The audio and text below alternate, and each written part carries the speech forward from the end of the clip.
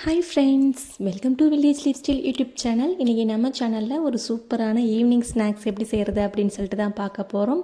ஆமாங்க, சூப்பரானது மட்டும் இல்லைங்க, ரொம்பவே டேஸ்டியானது, ஹெல்த்தியானது. அப்படி என்னடா அப்படின்னு சொல்லிட்டு தானே பார்க்குறீங்க. வெஜிடபிள் கட்லெட் எப்படி செய்கிறது அப்படின்னு சொல்லிட்டு தான் பார்க்க போகிறோம். உங்கள் வீட்டில் குழந்தைங்க இருக்காங்களா, வெஜிடபிள் சாப்பிட மாட்டேன்னு சொல்லிட்டு அடம் பிடிக்கிறாங்களா? அப்போ கண்டிப்பாக இந்த வெஜிடபிள் கட்லெட்டை நீங்கள் செஞ்சு கொடுத்து பாருங்கள். மீண்டும் மீண்டும் வேணும் அப்படின்னு சொல்லிட்டு கேட்டு வாங்கி சாப்பிடுவாங்க. ஸோ அந்த மாதிரி ஒரு சூப்பரான வெஜிடபிள் கட்லெட் தான் இன்றைக்கி நம்ம வீடியோவில் பார்க்க போகிறோம். இந்த வெஜிடபிள் கட்லெட் ஈவினிங் வந்து காஃபி டீ அந்த காம்பினேஷனில் டொமேட்டோ சாஸ் வச்சு சாப்பிடும்போது அவ்வளோ டேஸ்ட்டாக இருக்குங்க. உடம்புக்குமே ரொம்ப ரொம்ப ஹெல்த்தியானது. வீட்டில் இருக்கக்கூடிய வெஜிடபிள்ஸ் வச்சு செஞ்சிடலாம். ஸோ ரொம்ப ரொம்ப சிம்பிள். ஸோ எப்படி செய்கிறது அப்படின்னு சொல்லிட்டு வீடியோக்குள்ளே போய் பார்த்துடலாம். வெஜிடபிள் கட்லெட் செய்கிறதுக்கு என்னென்ன பொருட்கள் அப்படின்னு சொல்லிட்டு பார்த்துடலாம். உருளைக்கிழங்கு 6 எடுத்து வச்சுருக்கேன், 2 கேரட், கேப்சிகம் 1, 2 பச்சை மிளகா, கொஞ்சமாக முட்டைகோஸ். இது மட்டும் இல்லாமல் ஒரு 7 பெரிய வெங்காயம், கொத்தமல்லி தழை, கார்ன்ஃப்ளவர் ஒரு 6 ஸ்பூன், ப்ரெட் க்ரம்ஸ், ப்ரெட்டை வந்து ட்ரை பண்ணி தூள் பண்ணி எடுத்து வச்சுருக்கேன். ஸோ இவ்வளோதான் ஃப்ரெண்ட்ஸ்.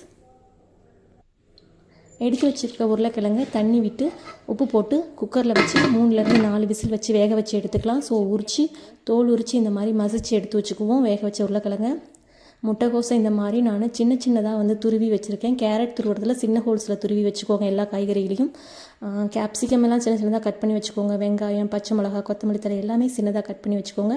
2 ஸ்பூன் இஞ்சி பூண்டு பேஸ்ட்டு, 6 ப்ரெட்டு தூள், கார்ன்ஃப்ளவர் 6 ஸ்பூன் எடுத்து வச்சுருக்கேன். ஸோ மசிச்சு வச்சுருக்க உருளைக்கிழங்கும் வச்சுருக்கேன்.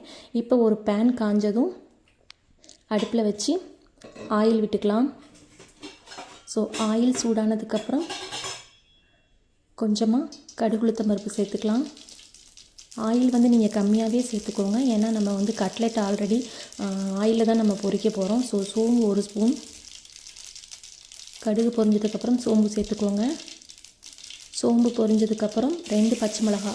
காரம் கம்மியாகவே நீங்கள் கட்லெட்டுக்கு போட்டுக்கோங்க, ஏன்னா நம்ம கேப்சிகமும் ஆட் பண்ண போகிறோம். அடுத்து வந்து பொடியாக நறுக்கி வச்சுருக்க பெரிய வெங்காயம்.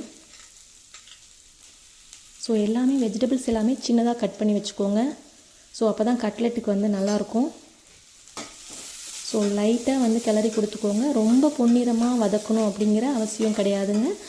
எல்லாமே அதோட பச்சை வாசனை போகிற அளவுக்கு ஃப்ரை பண்ணால் போதும்.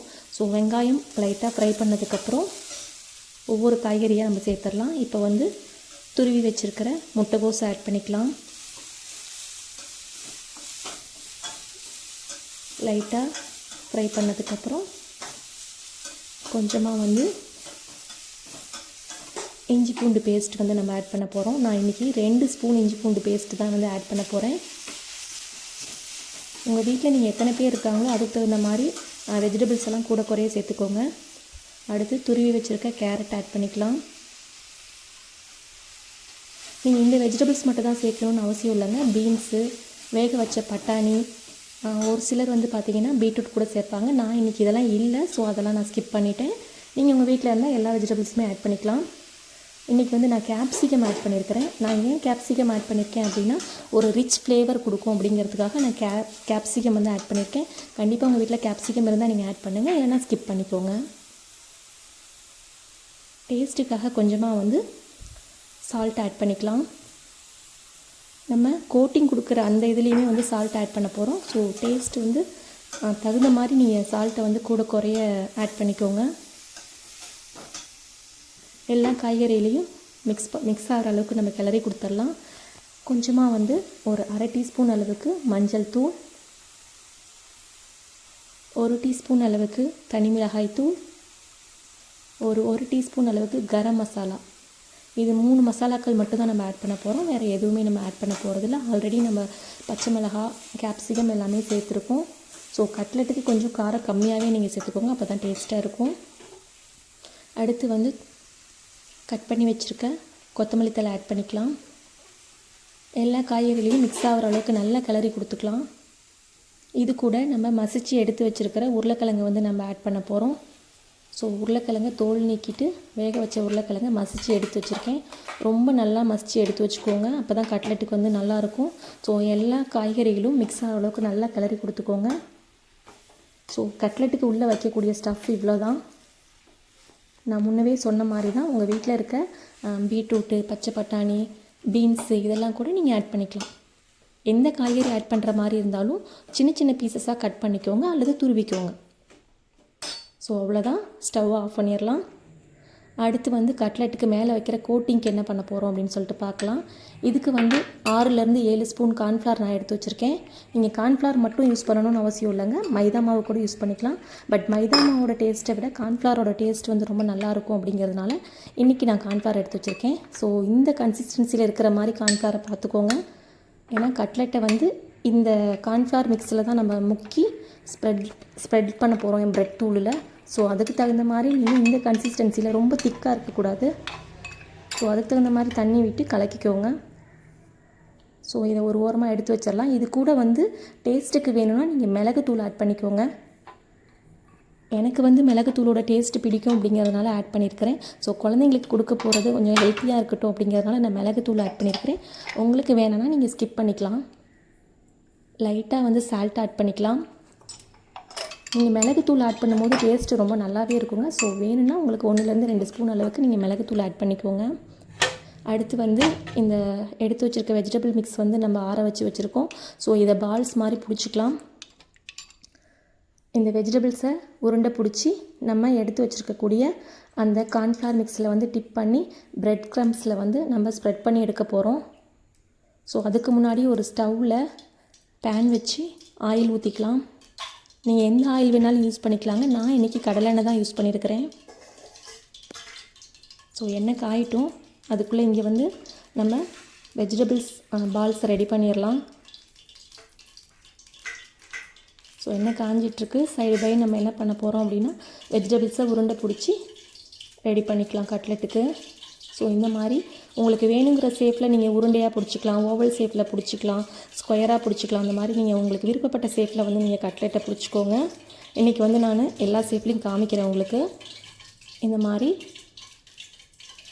பால்ஸை இது பண்ணி கார்ன்ஃப்ளவர் மிக்ஸில் டிப் பண்ணி அடுத்து பிரெட் க்ரம்ஸில் நம்ம ஃபுல்லாக ஸ்ப்ரெட் ஆகிற மாதிரி அதில் ஃபுல்லாக ஒட்டுற அளவுக்கு நம்ம ஸ்ப்ரெட் பண்ணி எடுத்துக்கணும். ஸோ இந்த மாதிரி எடுத்து வச்சு எல்லாத்தையும் ஒரு பிளேட்டில் வந்து வச்சுக்கோங்க. ஸோ பால்ஸ் இந்த மாதிரி பிடிச்சி உங்களுக்கு வேணுங்கிற ஷேப்பில் நீங்கள் சேவ் பண்ணிக்கோங்க. அடுத்து வந்து கார்ன்ஃப்ளவர் மிக்ஸில் மிக்ஸ் பண்ணிக்கலாம். பிரெட் க்ரம்ஸில் டிப் பண்ணிக்கலாம். இந்த மாதிரி நீங்கள் மிக்ஸ் பண்ணி டிப் பண்ணி தனியாக ஒரு பிளேட்டில் எடுத்து வச்சுட்டு நீங்கள் பொரிக்க ஆரம்பிச்சிங்கன்னா ஈஸியாக பொரிச்சு எடுத்துடலாம். ஸோ அதுக்கு தான் உங்களுக்கு காமிக்கணுங்கிறதுக்காக நான் சாம்பிளுக்கு கொஞ்சம் மட்டும் நான் பால்ஸ் மாதிரி பிடிச்சி நான் டிப் பண்ணி எடுத்து வச்சுருக்கேன். ஸோ இதே ப்ராசஸ் தான். உங்களுக்கு வேணுங்கிற ஷேப்பில் நீங்கள் எப்படி வேணாலும் நீங்கள் கட்லெட் வந்து ரெடி பண்ணி குழந்தைங்களுக்கு கொடுக்கும்போது ரொம்ப விருப்பப்பட்டு சாப்பிடுவாங்க. கண்டிப்பாக நீங்கள் வீட்டில் செஞ்சு பாருங்கள். டேஸ்ட்டு ரொம்ப டேஸ்ட்டாக இருக்குங்க. அதுவும் நம்ம கேப்சிகம்லாம் சேர்க்கறதுனால ரிச் ஃப்ளேவராக இருக்கும், நல்லாயிருக்கும் டேஸ்ட்டு. நீங்கள் செஞ்சு பாருங்கள். ஸோ நான் எல்லாமே ரெடி பண்ணி வச்சுட்டேன். ஸோ இப்போ வந்து நம்ம ஆயிலில் ஃப்ரை பண்ணி எடுத்துடலாம். ஸோ ஆயில் காஞ்சிருச்சு. ரொம்ப ஹை ஃப்ளேமில் வைக்க வேணாம், மீடியம் ஃப்ளேமில் வச்சுக்கோங்க. இல்லைன்னா அந்த பிரெட் க்ரம்ஸ் எல்லாம் வந்து தீஞ்ச மாதிரி ஆகிடும். ஸோ அதனால் மீடியம் ஃப்ளேவரில் வச்சு பொரிச்சு எடுத்துக்கோங்க. எண்ணெயில் போட்டு பொரிச்சு எடுக்கிறதுனால அந்த ப்ரெட்டோட தூளெல்லாம் வந்து கொஞ்சம் அடியில் செக்ரேட் ஆக தான் செய்யும். ஸோ அது ஒன்றும் பிரச்சனை இல்லை. ஆயிலை லாஸ்ட்டாக வடிகட்டி நீங்கள் எடுத்து வச்சுக்கலாம். அப்படி இல்லைன்னா எனக்கு ஆயில் பிடிக்காது அப்படின்னு நீங்கள் நினச்சிங்கன்னா ஒரு பேனில் கூட நீங்கள் வச்சு தோசைக்கல்லில் கூட சுட்டு எடுத்துக்கலாம். ஸோ அந்த மாதிரி கூட பண்ணிக்கலாம், அதுவுமே டேஸ்ட்டாக தான் இருக்கும். ஸோ இன்றைக்கி வந்து நான் ஆயில் தான் எடுத்துருக்கிறேன்.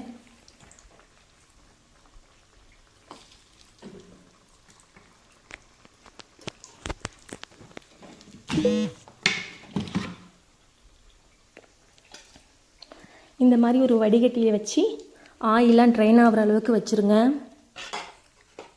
ஸோ இதே மெத்தடில் எல்லா கட்லெட்டையுமே நம்ம பொரிச்சு எடுத்துடலாம்.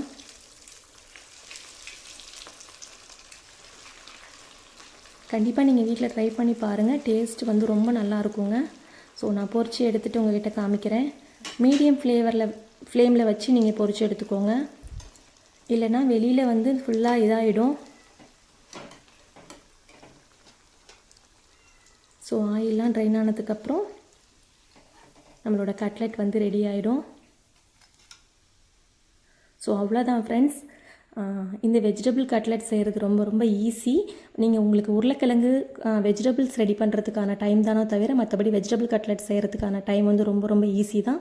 நீங்களும் உங்கள் வீட்டில் ட்ரை பண்ணி பாருங்கள். இந்த vegetable cutlet evening coffee tea இந்த காம்பினேஷனோட டொமேட்டோ சாஸ் வச்சு சாப்பிடும்போது டேஸ்ட் ரொம்பவே சூப்பராக இருக்கும் ஃப்ரெண்ட்ஸ். இந்த வீடியோ உங்களுக்கு ரொம்பவே பயனுள்ளதாக இருந்திருக்குன்னு நம்புகிறோம். மீண்டும் இது மாதிரி ஒரு இன்ட்ரெஸ்டிங்கான ஒரு யூஸ்ஃபுல்லான சூப்பரான வீடியோவில் மீட் பண்ணலாம். அது வரைக்கும் பாய், டேக் கேர். வாங்க எல்லோரும் வெஜிடபிள் கட்லெட் சாப்பிட்லாம். தேங்க்யூ.